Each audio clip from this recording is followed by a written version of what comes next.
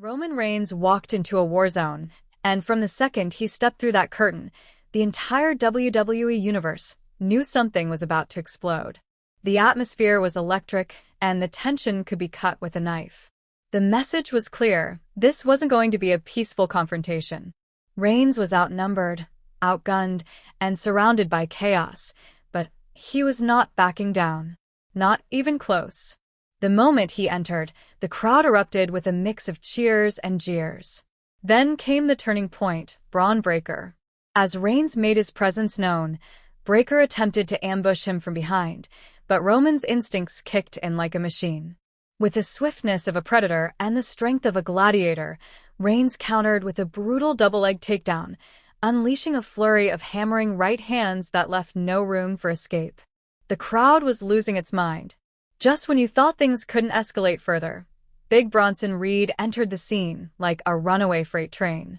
The ring was no longer just a battleground. It had become an arena of pure destruction. But Roman wasn't backing down. He stood tall, battling both Breaker and Reed, swinging with the fury of someone fighting not just to win, but to survive. This wasn't about dominance, it was about legacy, it was about pride, it was about everything Roman Reigns had fought for over the past decade. He wasn't going to let it slip away without a war. Reigns slammed Reed to the mat with ferocity, pounding him into the canvas. It looked like the tribal chief was holding off the wolves until the unexpected happened. Seth Rollins, the man who once stood by Reigns' side before stabbing him in the back at WrestleMania, made his shocking move. Like a ghost from the past, he crept back into the picture just as Roman was gaining the upper hand. And then, out of nowhere, a vicious stomp from Rollins connected with precision and force, taking Reigns completely by surprise. Roman never saw it coming. The blow wasn't just physical, it was symbolic. Rollins wasn't just stomping Reigns' skull into the mat. He was stomping on years of shared history, of brotherhood turned rivalry, of pain and betrayal. With Reigns down, Rollins and Reed joined forces in an unholy alliance, tearing through anything and anyone in their path. The ring became a scene of devastation.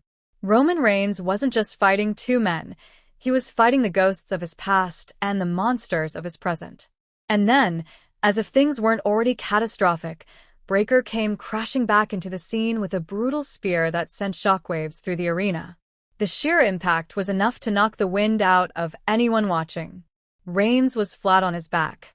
LA Knight, CM Punk, anyone who might have been a threat or an ally, was rendered helpless. Chaos had taken over. Then came the final insult, the devastating tsunami. Bronson Reed climbed the ropes and dropped his full weight with horrifying impact onto Reigns' motionless body. The crowd went silent. The commentary team was yelling for help, calling for anyone to stop the carnage. But no one could. No one dared step in. Reed stood tall, his face expressionless, as if he was watching an empire crumble beneath his feet. And he wasn't done yet. Another tsunami followed. And another. Each one a brutal statement, a declaration that Reigns was no longer the unbreakable tribal chief. Each impact seemed to crush not only Reigns' body, but the very foundation of WWE's power structure. At this point, General Manager Adam Pearce had no choice but to intervene. He rushed to the ring with security and personnel, trying desperately to prevent further destruction. But it was too late. The damage had been done. Roman Reigns wasn't just injured, he was humiliated, demolished, torn apart in front of the world. Pearce and his team could only do damage control. There was no undoing what had just occurred. There was no erasing the memory of a once unstoppable force being reduced to a broken shell in the middle of the ring. And just when you thought there couldn't be more disrespect, the final shot came. As Reigns lay unconscious and broken, Bronson Reed did the unthinkable. He ripped off Roman Reigns' signature sneakers and held them up like a trophy. The crowd gasped. This wasn't just an act of disrespect, it was psychological warfare. Reed wasn't just attacking Reigns' body. He was dismantling his image, piece by piece. The symbolism was deafening. Reed had stripped the power, the pride, the aura of invincibility that Reigns had spent years building. This wasn't just about winning a fight. This was about sending a message to the entire locker room, to the entire industry that the era of Roman Reigns might finally be over. It was domination. It was personal. And it was absolute. The OTC, whether it was Roman's group or what remained of it, was falling apart. And for the first time in a very long time, Roman Reigns looked mortal. He looked defeated. And that is a sight no WWE fan will forget. The memory of Rollins' betrayal, Breaker's spear, Reed's tsunamis, and the theft of Roman sneakers will forever be burned into the minds of every fan who witnessed it. It was an ambush, a beatdown, and a psychological execution all rolled into one. In the aftermath, the locker room is shaken.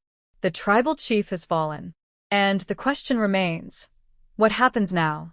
Does Roman rise from the ashes, fueled by vengeance and rage? Or has the Roman Empire finally crumbled beneath the weight of enemies both old and new? The landscape of WWE has shifted drastically in one night, and there may be no going back. What we witnessed was more than just a physical assault. It was the tearing down of a legacy, the assassination of an image that once seemed untouchable. Roman Reigns will never be the same again. The empire he ruled has been rocked to its core, and the road to redemption, if it even exists, will be long, brutal, and uncertain. One thing is clear. WWE will never forget the night Roman Reigns was left broken, betrayed, and barefoot in the middle of the ring. As Reigns was stretchered out of the arena, his body barely responding, his head hanging low and the pain etched deep into his face, the silence in the crowd was deafening. This was no ordinary fall. This wasn't just a defeat.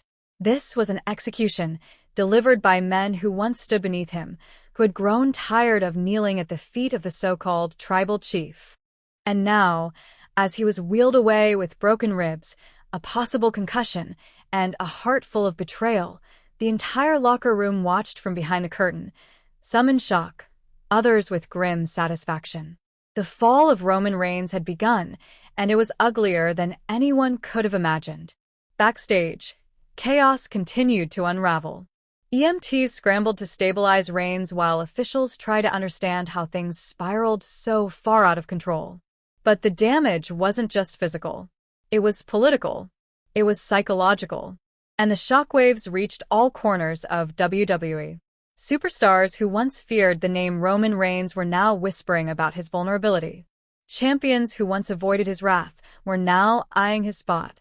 And enemies who once hid in the shadows were now preparing to rise from the ashes of his broken empire. Meanwhile, Seth Rollins, Braun Breaker, and Bronson Reed weren't done making noise. Later that night, the trio was seen walking through the halls like kings without crowns, laughing, mocking, and carrying Roman sneakers as if they were championship gold. It was disgusting, it was disrespectful, and it was intentional. Every step they took was a slap in the